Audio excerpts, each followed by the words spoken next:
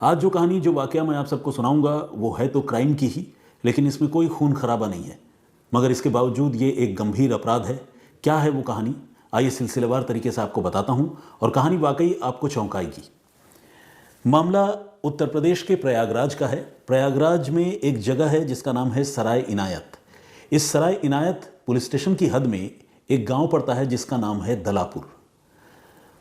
दलापुर गांव में, जैसा कि आमतौर पर गांव होते हैं, शांतिपूर्ण जीवन है लोगों का और एक नॉर्मल रूरल लाइफ जैसा होता है, सारे लोगों की ज़िंदगी वैसे ही चलती है, चल रही है। इस गांव में एक शादी थी और वो शादी थी जून के महीने में 2023 में 2023। और जैसा कि शादियों में होता है, लोग आ रहे थे, दूल्हा दुल्हन को बधाइयाँ दे रहे थे, खाने की तमाम चीज़ें रखी हुई थी और आजकल बुफे का चलन है तो लोग लाइन में खड़े होकर प्लेट में खाना लेते हैं, आपको पता है। तो इसी शादी में एक लड़की जिसकी उम्र तकरीबन 17-18 साल थी, वो इनवाइटेड थी अपने घर वालों के साथ और वो इस मैरिज पार्टी को अटेंड करने के लिए गई थी। उसने भी ब्राइड ग्रूम को विश किया और उसके बाद प्लेट लेकर खाने के लाइन में जाकर खड़ी हो गई। इत्तेफाक से वो जहाँ खड़ी हुई उसके ठीक सामने उसी के गांव का एक और लड़का खड़ा था। ये जो लड़की है इसका नाम है खुशबू और उसके सामने जो लड़का खड़ा था वो उसी के गांव का रहने वाला था, रामकृष्ण दुबे उर्फ राहुल। तो राहुल ने जब पीछे मुड़कर देखा कि खुशबू उसके पीछे प्लेट लेकर खड़ी है, तो राहुल चूंकि एक अच्छा लड़का था, संस्कारी लड़का था, वो फौरन हट गया और उसने खुशबू से कहा कि प्लीज़। तो ये एक कर्टसी है, शिष्टाचार की बात है। हालांकि लाइन में अगर कोई पीछे न हटे किसी लड़की को देखकर तो ये भी ऐसा भी नहीं है कि ये कोई बुरी बात है, लेकिन इस कर्टसी में कोई बुराई नहीं है। तो वो लड़का हट गया और लड़की से रिक्वेस्ट किया खुशबू से कि आप ले लें। तो खुशबू ने जो भी खाने पीने की चीज़ें हैं वो प्लेट पर रखी और इस दौरान वो राहुल के बारे में सोचती रही। उसे लगा कि इतना कर्टसियस, इतना संस्कारी और शिष्टाचार वाला लड़का है राहुल। तो वो बहुत इंप्रेस हुई अंदर से, मन ही मन। इससे पहले उसकी और राहुल की कभी बातचीत नहीं हुई थी। रहते थे बेशक एक ही गांव में, लेकिन और जानते भी थे एक दूसरे को, लेकिन कोई बातचीत, कोई मेल मुलाकात जैसी चीज़ नहीं थी। ये पहली बार बातचीत हो रही थी और खुशबू इस पहले ही एनकाउंटर में बहुत इम्प्रेस्ड हो गई। बहुत मतलब उसे राहुल बहुत अच्छा लगा। राहुल ने भी इसके बाद उसके पीछे पीछे अपनी प्लेट में खाने पीने की चीज़ें रखी और फिर खाना खाते हुए दोनों की थोड़ी बहुत बातचीत भी हुई। ज़्यादा बात कर नहीं सकते, आपको गांव का माहौल पता है। लड़के लड़की यंग अगर आपस में बहुत देर तक बातें करते रहें तो लोग बातें बनाते हैं। तो लेकिन राहुल भी जो है, जब खुशबू के साथ बात कर रहा था तो वो खुशबू से बातचीत करने में इंटरेस्टेड लग रहा था और खुशबू ने एज अ गर्ल इस चीज़ को सेंस किया। इसके बाद दोनों का जब भी आई कांटेक्ट होता गांव में, तब दोनों एक दूसरे को देखकर खुश होते थे और दोनों में ऐसा एक्सप्रेशन या इमोशंस आते थे कि दोनों को लगता था कि शायद हमें और बात करना चाहिए। एक दिन इस कहानी को थोड़ा सा विस्तार मिला, कहानी थोड़ी और आगे बढ़ी।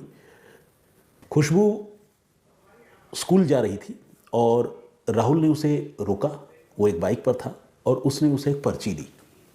क्योंकि दोनों एक दूसरे को जानते थे तो और दोनों का एक दूसरे के प्रति सॉफ्ट कॉर्नर भी था, तो खुशबू को ये बात बिल्कुल बुरी नहीं लगी। उसने फ़ौरन राहुल से वो पर्ची ले ली और बहुत एक्साइटेड, बहुत खुश कि आज राहुल ने कुछ लिख कर दिया है। तो खुशबू जब घर आई और उसने जब वो पर्ची खोली तो देखा कि उसमें मोबाइल नंबर है। अब तो खुशबू की रातों की नींद हराम हो गई और ये प्यार की शुरुआत थी, तो उसे बड़ा मज़ा आया। उसे लगा कि अब तो राहुल से बात होगी। उसने फ़ौरन राहुल को फ़ोन किया मौका देखते ही।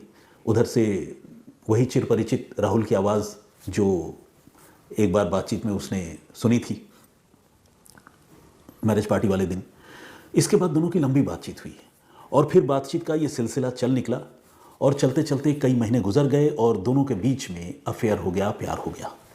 अब अफेयर तो हो चुका, लेकिन जैसा कि मैंने आपको बताया कि गांव में ये सारी चीज़ें इतनी आसान नहीं होती, मामला कॉम्प्लिकेटेड होता है, घर वाले तैयार नहीं होते।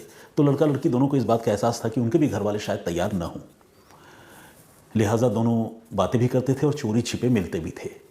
लेकिन राहुल ने उससे कहा, खुशबू से, कि मुझे लगता है कि हम लोगों को शादी कर लेनी चाहिए और चूंकि हम दोनों एक दूसरे को बहुत प्यार करते हैं तो क्या दिक्कत है, साथ रहेंगे। अगर घर वालों को मनाएंगे, अगर वो नहीं मानते हैं तो फिर भाग जाएंगे। खुशबू भी उससे प्यार करती थी। खुशबू को लगा कि ठीक है, राहुल से अच्छा लड़का मेरे लिए कौन हो सकता है।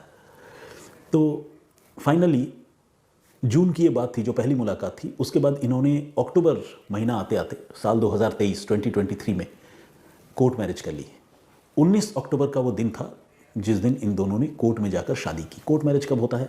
आमतौर पर इस तरह के केसेस में कोर्ट मैरिज तभी होती है जब घर वालों की रजामंदी नहीं मिलती और दोनों अपने आप को सिक्योर करना चाहते हैं, इस रिलेशनशिप को सिक्योर करना चाहते हैं। तो ऐसे में कपल्स जो है वो कोर्ट मैरिज करते हैं हमारे देश में। तो इन दोनों ने कोर्ट मैरिज कर ली और घर वालों को इसके बारे में कानो कान खबर नहीं होने दी और इत्तेफाक से खबर हुई भी नहीं।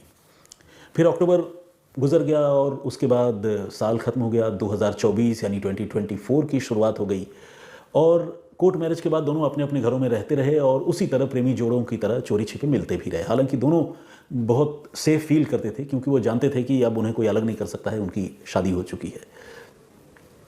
आखिरकार खुशबू जब राहुल से कहती थी कि इस तरह तो चलेगा नहीं, मुझे अपने घर ले चलो, इस रिलेशनशिप को लोगों को पता तो होना चाहिए, कब तक हम लोग ऐसे चोरी छिपे रहेंगे।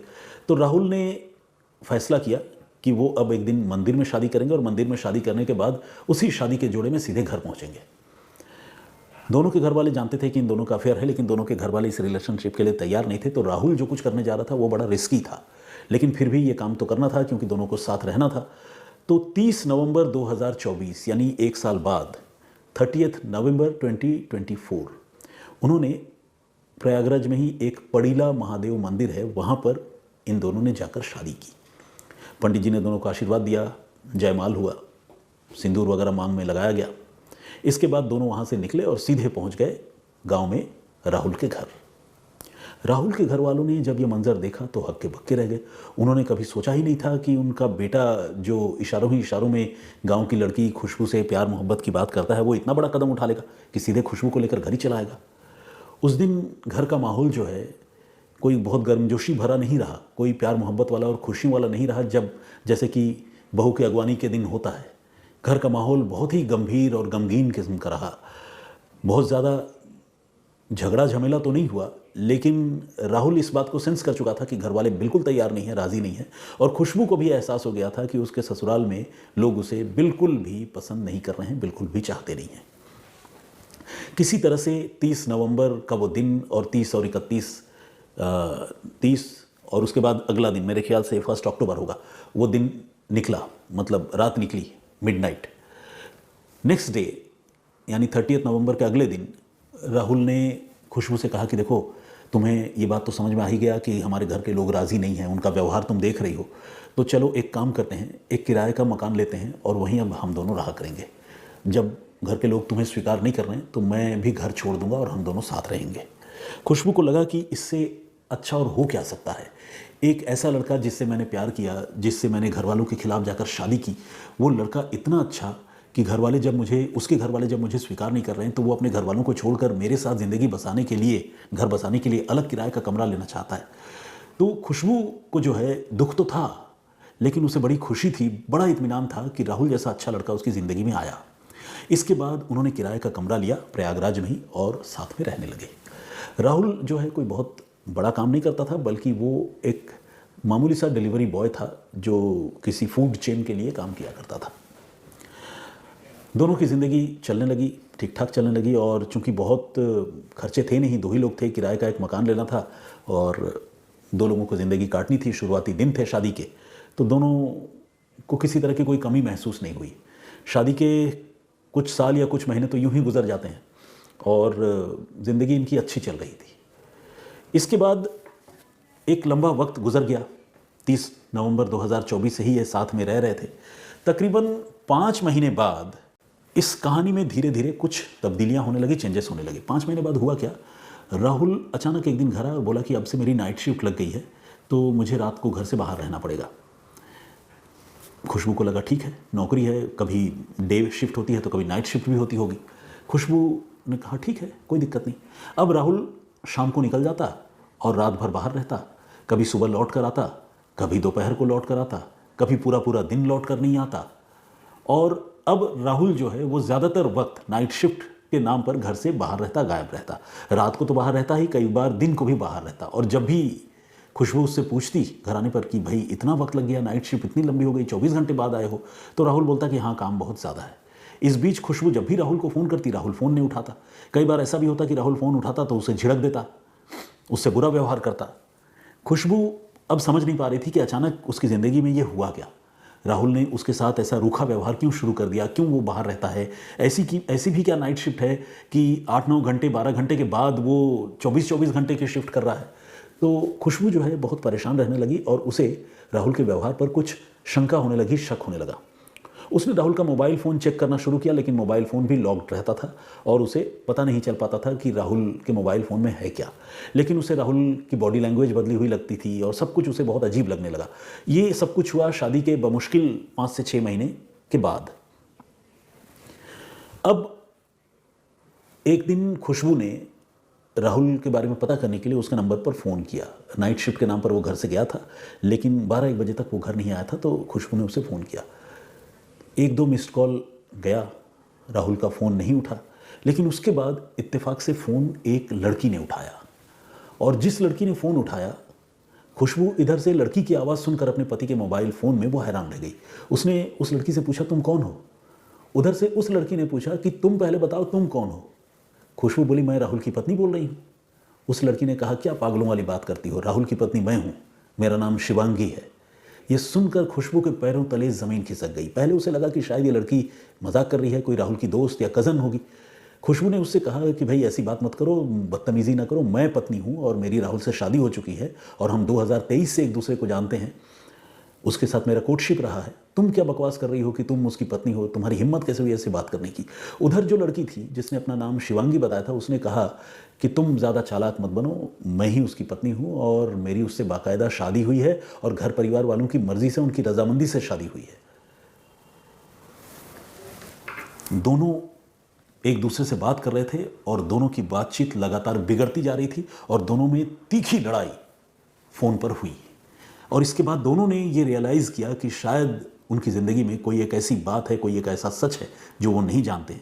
इसके बाद खुशबू ने शिवांगी से ठंडे दिमाग से बात की और शिवांगी का भी गुस्सा थोड़ा शांत हुआ तो उसने खुशबू से बात की। जल्द ही दोनों को यह एहसास हो गया कि राहुल, जिसे वो अपना पति मानती है, वो बेसिकली उन दोनों से अलग अलग शादियाँ कर चुका है।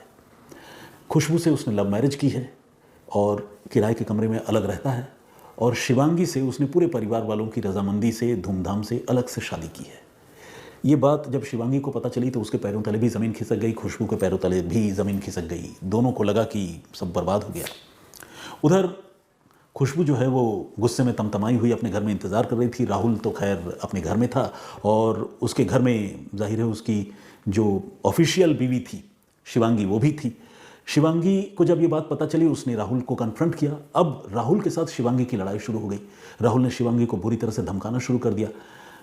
राहुल के घर वालों ने भी कथित तौर पर, यानी शिवांगी के ससुराल वालों ने कथित तौर पर अपनी बहू शिवांगी को बहुत सताया, बहुत डांटा फटकारा, बहुत धमकाया और खुशबू की किसी भी बात पर जो है वो विश्वास करने के लिए तैयार नहीं थे। और राहुल लगातार इस बात से इनकार कर रहा था कि खुशबू नाम की कोई लड़की उसकी ज़िंदगी में है भी, वो इनकार कर रहा था। हालांकि राहुल को भी पता था कि वो झूठ बोल रहा है, शिवांगी को भी पता था कि उसका पति झूठ बोल रहा है। धीरे धीरे रिश्ते बद से बदतर होते गए और शिवांगी को आखिरकार राहुल और उसके घर वालों ने मारपीट कर घर से निकाल दिया। यानी जो ऑफिशियल वाइफ थी, सेकंड वाइफ, उसे निकाल दिया। जो लव मैरिज था खुशबू का, वो तो खैर अपनी ज़िंदगी में अलग घुट रही थी क्योंकि उसको फैमिली वालों का भी सपोर्ट नहीं था। अब खुशबू के साथ राहुल जब वहाँ लौटा तो उसके साथ राहुल का अलग कन्फ्रंटेशन हुआ। खुशबू अब राहुल का सच जान चुकी थी। राहुल ने खुशबू को भी बहुत बुरी तरह से लताड़ा, धमकाया, यहाँ तक कि खुशबू के मोबाइल फ़ोन पर अब राहुल के भी घर वालों के फ़ोन आने लगे। राहुल के कुछ दोस्तों ने भी उसको फ़ोन करके बहुत बुरी तरह से धमकाया। कुछ लोगों ने कैरेक्टर पर उंगली उठाई, गलत लड़की कहा खुशबू को, और वो बहुत परेशान रही और इस तरह से खुशबू के साथ जो है वो राहुल का रिश्ता वहाँ पर टूट गया। खुशबू अब शिवांगी, चूँकि दोनों राहुल के हाथों ठगे गए थे, अब दोनों में दोस्ती हो चुकी थी। दोनों सहेलियों की तरह एक दूसरे से बात करने लगी। शिवांगी की लड़ाई अलग चल रही थी, वो अपने मायके जा चुकी थी और उसने जाकर बाकायदा दहेज प्रताड़ना का और एक बीवी के रहते हुए दूसरी शादी करने का मुकदमा राहुल के ऊपर दर्ज करवा दिया। और इधर खुशबू जो ठगी गई थी राहुल के हाथों, चूंकि उसे अपने घर वालों का तो सपोर्ट नहीं था, वो शिवांगी के घर चली गई और शिवांगी के घर वालों ने उसे एक तरह से अपनी बेटी की तरह अपनाया और अपने घर में जगह भी दी।